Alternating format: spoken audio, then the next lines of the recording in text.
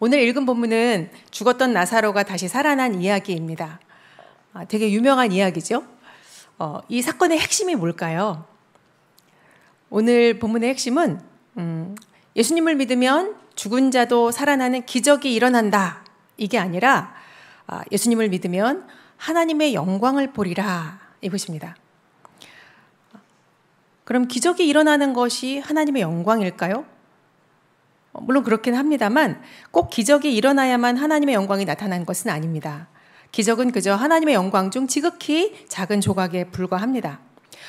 불치병이 나았다거나 이렇게 죽었다가 다시 살아난 것 같은 이런 기적이 일어나면 좋겠죠.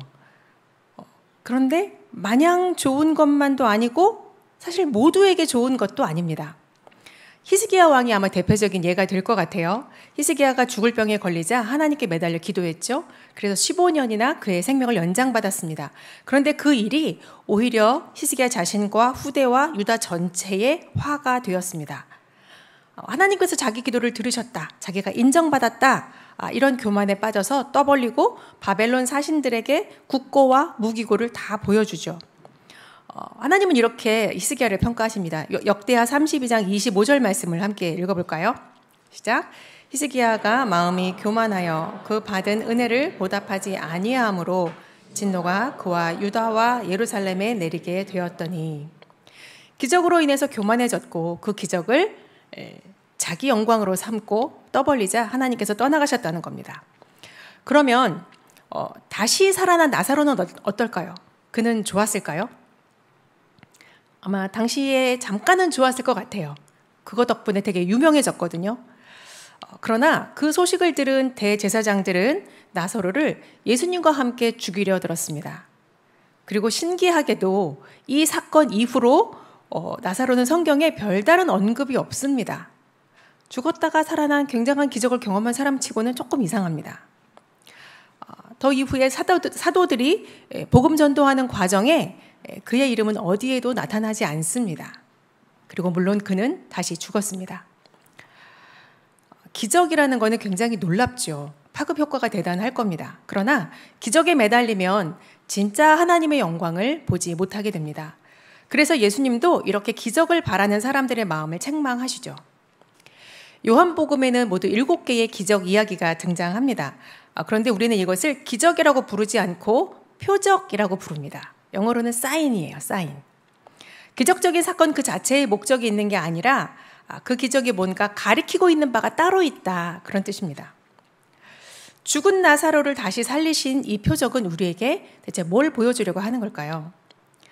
예수님의 초점이 나사로를 안 죽게 하는 거, 다시 살려내는 거, 여기에 있지 않다는 것을 오늘 본문을 읽다 보면 금방 알 수가 있습니다. 예수님은 지금 요단 동편에 머물고 계세요. 얼마 전에 수전절에 예루살렘에 내려갔다가 유대인들이 잡아서 죽이려고 하니까 지금 몸을 피해 계신 겁니다. 그런데 그때 예수님께 나사로가 죽어간다는 소식이 들려옵니다. 근데 예수님은 곧바로 나사로한테 안 가시고요, 이렇게 말씀하세요. 요한복음 11장 4절입니다. 예수께서 들으시고 이르시되 이 병은 죽을 병이 아니라 하나님의 영광을 위함이요 하나님의 아들이 이로 말미암아 영광을 받게 하려 함이라 하시더라. 죽을 병이 아니라고? 사실 요때 이미 나사로가 죽었걸랑요. 예수님이 지금 계신 곳과 베다니 사이는 걸어서 하룻길입니다. 전가를 하러 온 사람이 하룻길을 걸어왔죠. 그리고 예수님이 그 자리에서 이틀을 더 머무르셨어요. 그리고 나서 다시 베다니로 걸어서 하룻길을 가요. 이렇게 해서 나흘. 예수님은 나사로를 장사하지 나흘이 돼서야 베다니에 도착하거든요. 나사로의 장례가 다 끝날 때를 기다리고 계셨던 겁니다. 그리고 또 예수님한테 뭔가 다른 꿍꿍이가 있다는 걸, 이렇게 죄송해서 표현해서 죄송하지만 다른 꿍꿍이가 있음을 보여준 또 다른 대목이 있어요. 요한복음 11장 15절을 보시면 우리 같이 함께 읽어볼까요? 내가 거기 있지 아니한 것을 너희를 위하여 기뻐하노니 이는 너희로 믿게 하려 함이라. 그러나 그에게로 가자 하시니, 내가 거기 있지 아니한 것을 기뻐하노니, 마치 예수님이 없어서 나사로가 죽게 된 게 잘된 일이다, 뭐 이런 뜻으로 들리지만 사실 그런 뜻이 아니라 나사로가 이미 죽었기 때문에 이 일을 계기로 이제부터 일어나는 일을 통해서 뭔가 분명하게 알게 해 주시는 계기가 되었다는 겁니다. 그게 뭘까요? 자, 이제 곧 6월절이 다가옵니다. 그렇게 되면 예수님은 예고하신 대로 고난당하고 십자가에서 죽게 될 것입니다. 예수님이 지금 바라보고 있는 것은 곧 다가올 십자가의 죽음이었어요. 이런 배경하에서 예수님이 죽은 나사로를 살려내시는 이 표적을 통해서 보여주려고 하시는 바가 뭐냐? 우선은요, 진짜 믿냐? 너 다 아는 것처럼 말하는데, 나가 다 믿는 것처럼 따라다니는데, 진짜 믿냐? 진짜 믿는지 아닌지를 보여주시려는 겁니다. 자, 예수님께서 베다니 나사로의 집에 드디어 도착하셨어요. 마르다가 먼저 예수님을 맞이합니다. 그리고 첫 마디가 21절에 읽으신 것처럼 주께서 여기 계셨더라면 내 오라버니가 죽지 아니하였겠나이다. 근데 이 똑같은 말을 32절에 마리아가 예수님 처음 만났을 때 똑같이 말합니다. 주께서 여기 계셨더라면 내 오라버니가 죽지 아니하였겠나이다. 두 자매는 모두 동일하게 예수님을 믿었어요. 예수님은 어떤 중대한 병도 다 고치시는 능력 있는 분이라는 것을 확실하게 믿었습니다. 그래서 예수님이 계셨으면 오빠가 안 죽었을 거예요 말하죠. 그러나 이 말은 달리 말하면 이렇게 됩니다. 죽어버렸잖아요. 예수님도 이미 죽은 사람은 그 앞에서는 어떻게 할 수 없잖아요. 이런 말이죠. 예수님을 정말 믿었다면 23절에 예수님이 내 오라버니가 다시 살아날 것이다 하셨을 때 그래요? 그럼 우리 오빠 좀 얼른 살려주세요. 이렇게 말해야 대화의 맥락이 맞습니다. 그런데 마르다가 뭐라고 대답하느냐 하면 마지막 날 부활 때에 그가 다시 살아나리라는 것을 내가 압니다. 이렇게 대답해요. 분명히 믿음은 믿음이죠. 마지막 날 모든 성도가 부활할 거라고 하는 믿음도 있어요. 알긴 다 알아요. 한편으로는 다 믿는 것 같은데 또 다른 한편으로는 전혀 믿지 않는 겁니다. 그리고는 여전히 슬픔에 사로잡혀 있어요. 그래서 예수님이 물으십니다. 25절과 26절에 나를 믿는 자는 죽어도 살겠고 무릇 살아서 나를 믿는 자는 영원히 죽지 아니하리니 이것을 내가 믿느냐? 내가 믿느냐? 내 주님 믿어요. 흠잡을 데 없는 신앙 고백이지만 문제는 이게 진정한 믿음이 아니라는 거예요. 이렇게 말하는 것과 같아요. 앞으로 좋은 날이 올 거예요. 맞아요. 마지막 날 그때 오빠도 다시 살아나겠죠? 그런데 지금은 어쩔 수 없어요. 죽음은 바꿀 수 없잖아요. 이런 모습을 보시고 예수님은 어떻게 반응하실까요? 33절에 보시면 오늘 읽지는 않았지만 눈으로 한번 따라와 보세요. 33절에 예수께서 그가 우는 것과 또 함께 온 유대인들이 우는 것을 보시고 심령에 비통히 여기시고 불쌍히 여기사. 원어뜻 그대로 해석하자면 분노하시고 괴로워하셨다는 뜻입니다. 이 분노와 괴로움이 누구를 향한 것이겠습니까? 아니 믿음이 그렇게도 없어? 왜 이리 소망 없는 자들처럼 울고 있어? 주님의 마음을 깨닫지 못하는 마리아와 유대인들을 향한 분노일까요? 아니요. 인간을 이토록 슬프게 하고 괴롭게 만드는 죽음 그 자체에 대한 분노입니다. 물론 잠시 후에 나사로를 예수님은 다시 살리실 거지만 그래도 이 죽음이라는 것은 영원한 하나님 나라가 완성되기 전까지는 이 땅에서 사람들을 계속 고통스럽게 할 겁니다. 이 때문에 주님은 우십니다. 그리고 39절에 가서 예수님이 무덤에 돌을 옮겨 놓으라고 하시죠. 마르다가 막 말리죠. 냄새나요. 나흘이나 됐는데 안 돼요. 자, 예수님께서 마르다에게 40절에 이렇게 말씀하십니다. 같이 함께 읽겠습니다. 요한복음 11장 40절. 예수께로 이르시되 내 말이 내가 믿으면 하나님의 영광을 보리라 하지 아니하였느냐 하시니 내가 믿으면 하나님의 영광을 보리라. 안 믿으니까 입으로는 다 안다, 다 믿는다 그렇게 말하지만 실은 안 믿으니까 그렇게 다 끝난 것처럼 다 망한 것처럼 그렇게 하고 있지. 하지만 네가 믿으면 하나님의 영광을 보리라. 네 영광이 아니라 하나님의 영광을 보리라. 그리고는 주위 사람들이 들을 수 있도록 크게 기도하십니다. 하나님, 나사로를 살려주십시오 이렇게 기도하신 거 아니고요. 이 기도는 이미 베다니에 오면서 다 하셨어요. 그리고 하나님도 그것을 이미 다 허락하셨습니다. 뭐라고 기도하시느냐? 41절을 볼게요. 41절입니다. 11장 41절. 시작. 돌을 옮겨 놓으니 예수께서 눈을 들어 우러러보시고 이르시되 아버지여 내 말을 들으신 것을 감사하나이다. 42절. 항상 내 말을 들으시는 줄을 내가 알았나이다. 그러나 이 말씀 하옵는 것은 둘러선 무리를 위함이니 곧 아버지께서 나를 보내신 것을 그들로 믿게 하려 함이니이다. 그들로 믿게 하려 함이니이다. 예수님은 지금 나사로를 살리는 게 초점이 아닙니다. 예수님 주변에 예수님을 믿는다고 하는 사람들에게 네가 안다고 하는 거, 네가 믿는다고 하는 거 그거 점검해봐라. 그래서 그들에게 진짜 믿음, 죽음도 넘어서는 믿음, 죽음이라는 거대한 무기로도 꺾을 수 없는 믿음을 주려고 하시는 겁니다.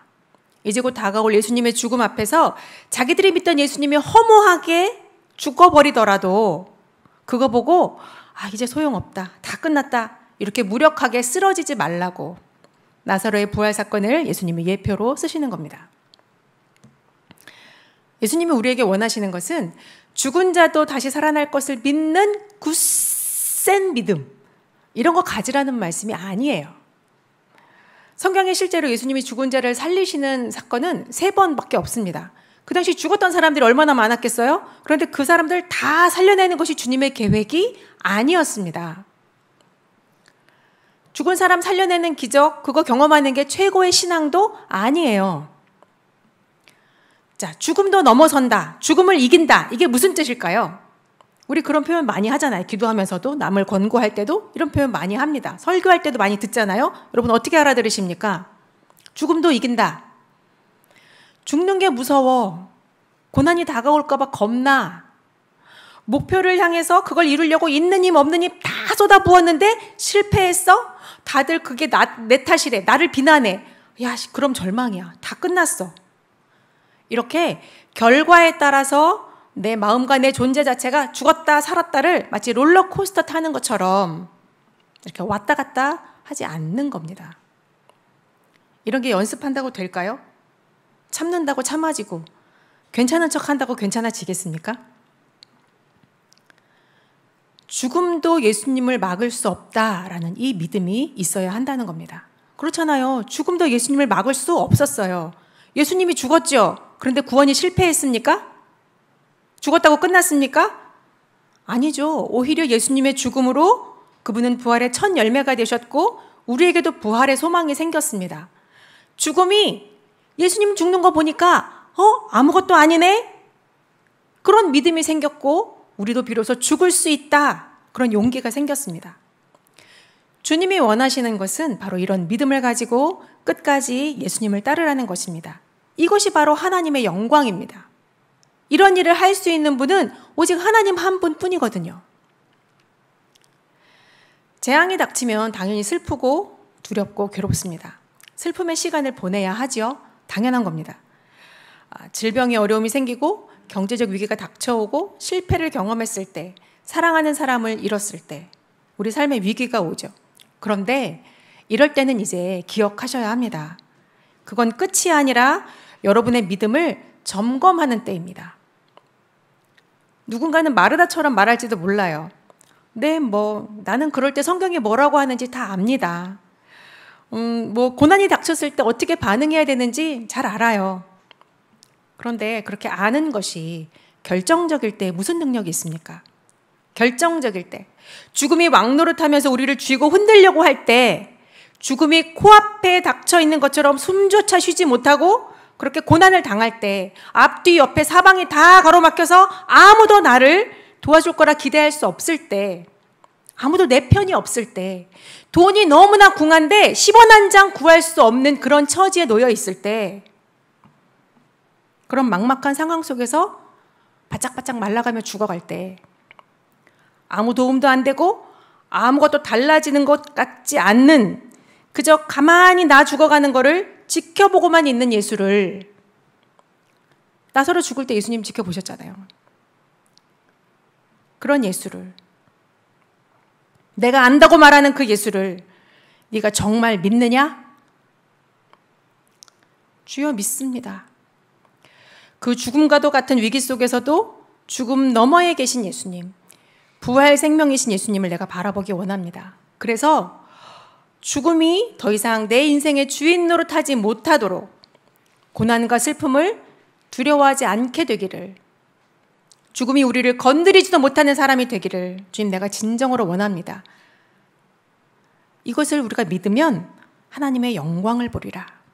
내 영광은 이미 다 망가지고 비참해졌을지라도 이것을 믿으면 하나님의 영광을 보리라.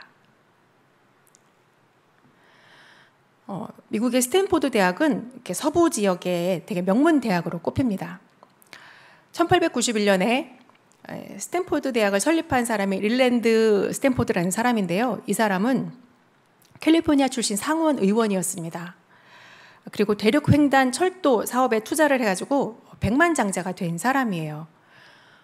스탠포드에게는 외아들이 하나 있었습니다. 굉장히 잘생겼다고 해요. 그리고 수재였나 봅니다. 그런데 그 아들이 16살 되었을 때 장티푸스로 사망하게 됩니다. 아들의 죽음으로 이 아버지 스탠포드는 삶의 모든 의욕을 잃어버렸습니다. 상원 의원이라는 직함도, 명예도, 부도 아무 의미가 없었죠. 그렇게 죽음만을 기다리며 살던 어느 날 꿈에, 이 스탠포드의 꿈에 아들이 생생한 모습으로 나타나서 이렇게 말했답니다. 아버지, 저는 지금 부활하신 예수님과 함께 있어요. 제 걱정 마시고 저 대신에 저 같은 청년들을 도와주세요. 생생한 아들의 모습을 보고 그는 인생관이 바뀌었습니다. 예수님도 살아계시고 내 아들도 살아있다는 믿음이 생긴 거죠. 그는 아들의 말대로 청년들을 돕기로 했습니다. 그래서 그 당시의 돈으로 2천만 달러. 지금은 환산하면 얼마나 되는지 감도 안 와요. 되게 많은 돈이죠. 2천만 달러를 들여서 스탠포드 대학을 설립하고 그 이후로 어려운 청년들을 돕는 일에 전력을 다했습니다. 스탠포드는 죽을 때도 자기 재산을 동전 하나 남기지 말고 청년 교육에 사용하라, 이런 유언을 남겼습니다. 예수님이 부활이요 생명이신 것을 믿으면 이 세상 것에 더 이상 연연하지 않게 됩니다. 지난 4월에 저희 큰아들이 군대를 갔었어요. 근데 갑자기 그 아들이 뇌종양 진단을 받고 수술을 했습니다. 아들을 군대 보낸 지 2달 됐을 때, 딱 2달이었어요. 그때 갑자기 새벽에 부대에서 전화가 왔습니다. 저희 아들 보신 분들은 아시겠지만 됐다 건장하고 이렇게 퉁퉁하거든요. 근데 그렇게 건강한 애가 갑자기 새벽에 발작으로 쓰러졌대요. 그리고 병원으로 곧 이송한다는 전화를 받았습니다. 새벽에. 이게 뭔 소리야? 애가 쓰러져? 발작을 해? 이것도 뭔 소리야? 너무 비현실적이어서 처음엔 걱정도 안 됐어요. 그리고 몇 시간 후에 이제 군 병원으로 이송되어서 뇌 CT며 MRI며 찍었나 봐요. 그러고는 뇌에서 큰 종양이 발견됐다는 말을 들었습니다. 근데 이것도 별로 이렇게 실감이 안 났습니다. 검사 결과 종양은 신경교종이라고 하는 뇌종양 중에는 아주 흔한 악성 종양이었습니다. 내 아들이 뇌종양이라고? 너무 어이가 없어서 자꾸 헛웃음이 나오는 거예요. 겨우 정신을 차렸을 때 제가 제일 처음 들었던 생각은 뭐였을까요? 하나님, 우리 아들 좀 살려주세요. 이거 아니었습니다. 나는 과연 그동안 내가 설교했던 대로 살 수 있을까? 이 문제 앞에서. 그동안 숱하게 설교했거든요. 어떤 상황, 어떤 고난 앞에서도 주님만 바라보라. 사랑하는 자녀들에게 가장 좋은 것을 주시는 그분을 항상 신뢰하라. 고난을 당하고 어려움을 겪는 성도들을 위로하면서 했던 그 많은 설교들, 나는 과연 그대로 살 수 있을까? 그래서 기도했습니다. 하나님, 생명의 주권은 주님께 있으니 우리 아들이 죽건 살건 이것은 하나님께 맡기겠습니다. 그 아이의 생명을 주관하시는 하나님께서 일하시는 동안 나는 그런 하나님을 지켜봐야 하고 병 때문에 고통하는 아들을 지켜봐야 할 텐데 잘 견디게 해주십시오. 내가 믿는 것이 내가 설교했던 것들이 위선이 아니었음을 확인하게 해주십시오. 자, 그렇게 어쨌든 정말 주의 은혜로 수술 날짜가 빨리 잡혔어요.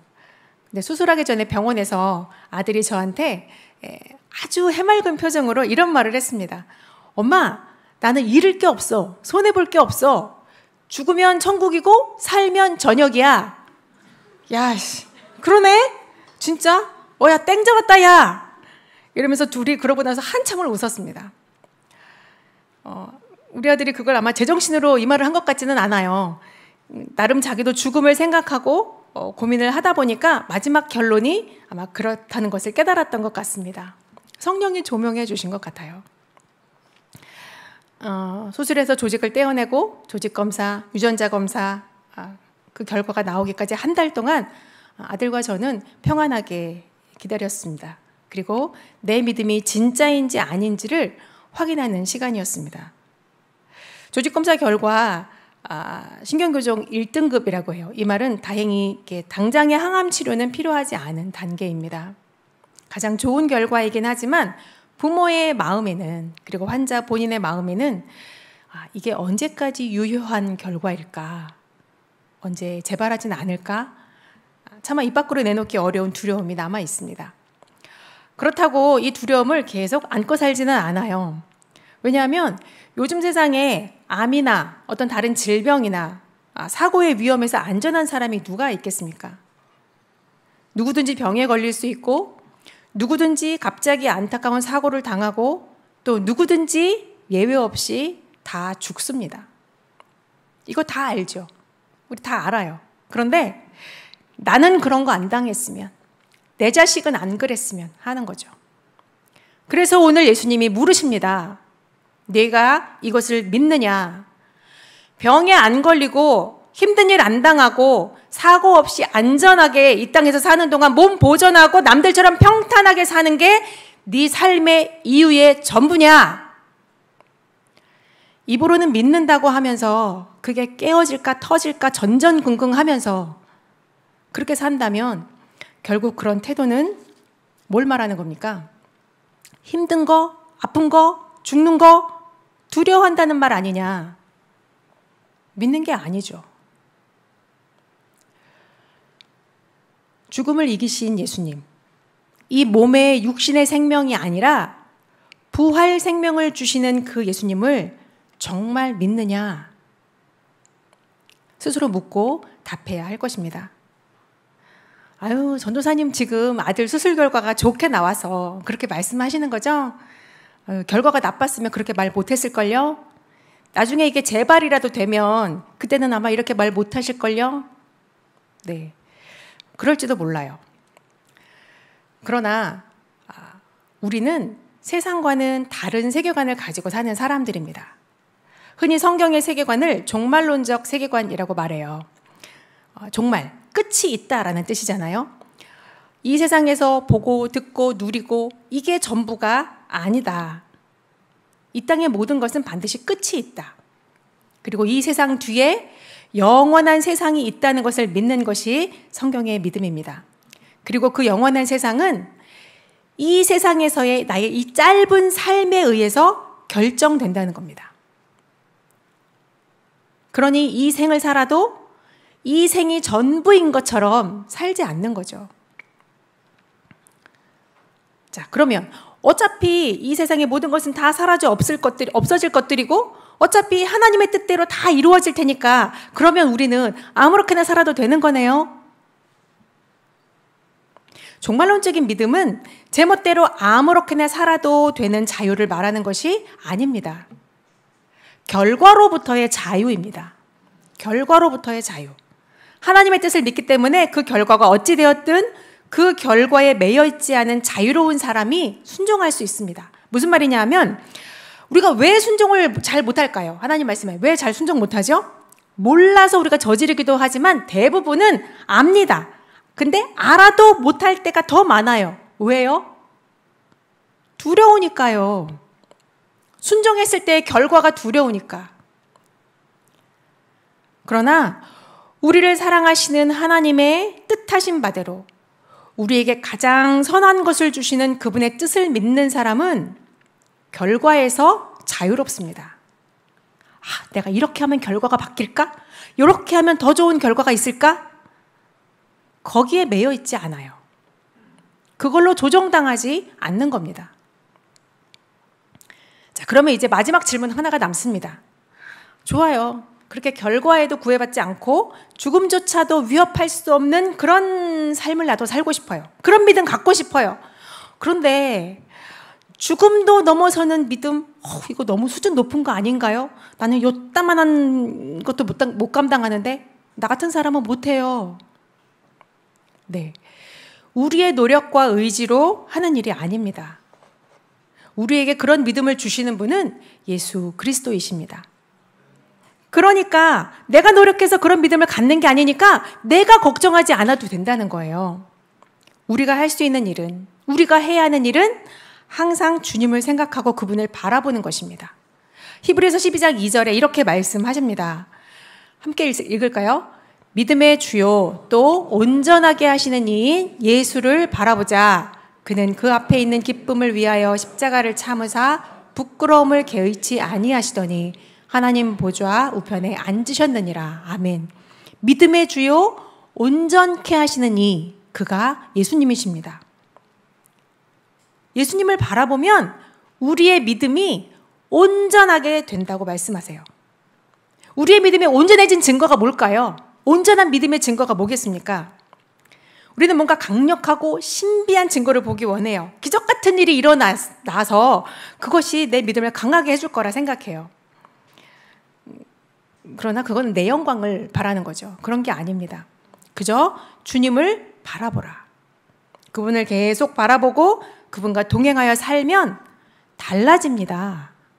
안 믿으시는 분위기지만 여러분 믿으셔야 됩니다. 달라집니다. 그분을 계속 바라보고 그분과 동행하여 살면 달라집니다. 예수님의 제자들이 그랬잖아요. 처음부터 믿음 좋은 사람들이 아니었어요. 3년 내내 예수님을 따라다녔죠. 그러고도 두려워했어요. 성령이 그들에게 임하고 성령께서 내주하시는 사람이 되자 그들이 위대한 사도가 되었습니다. 그게 핵심입니다. 여러분 모두에게, 예수를 주로 고백하는 사람들 모두에게 주님은 성령으로 함께 계십니다. 죽은 자가 살아나는 것보다 더 큰 기적이 바로 하나님이신 그분이 내 안에 계시는 것. 이게 기적이에요. 생각해 보세요. 그거 기적 아니에요? 그 크신 하나님이 여러분 안에 계시는 거, 그게 더 큰 기적입니다. 우리가 그 주님을 바라보고 살기 시작하면 결과에 대한 두려움을 이기게 됩니다. 하나님의 영광을 보게 됩니다. 고난, 질병, 죽음, 이런 사탄의 단골 협박 아이템들 있잖아요. 그런 거 굴복하지 않는 하나님의 사람들이 됩니다. 여러분 평탄한 때를 보내고 계시는 분 있습니까? 그럼 감사하십시오. 그리고 더욱 하나님께 순종하기를 기도하십시오. 반대로 도무지 기뻐할 수도 찬송할 수도 기도할 수도 없는 처지에 놓인 분 계십니까? 정신 똑바로 차리고 여러분 안에 계시는 그 주님을 바라보십시오. 예수님을 바라본다고 뭐가 해결되나요?